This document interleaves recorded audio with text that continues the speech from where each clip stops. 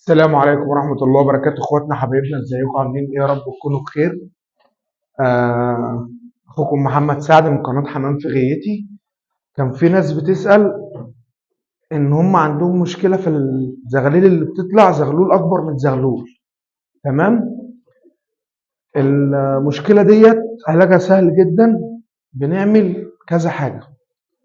اول حاجة ان انت اول ما النتاية تبيض بتشيل البيضة تركنها في مكان كويس بعيد عن الساعة، وتحط للنتاية بيضة بايظة أو بيضة بلاستيك، ده أو ده. تمام. ده كده أول حل. لغاية ما تبيض البيضة التانية بتحط البيضتين مع بعض، بيطلعوا معاك الزغلولين قد بعض.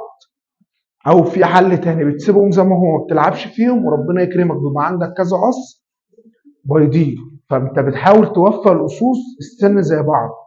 يعني بتاخد الزغلول الكبير من هنا تحطه من هنا مع القص اللي بيعرف يزق كويس، والزغلول الصغير برضك اللي مع القص اللي بيعرف يزق كويس. تمام.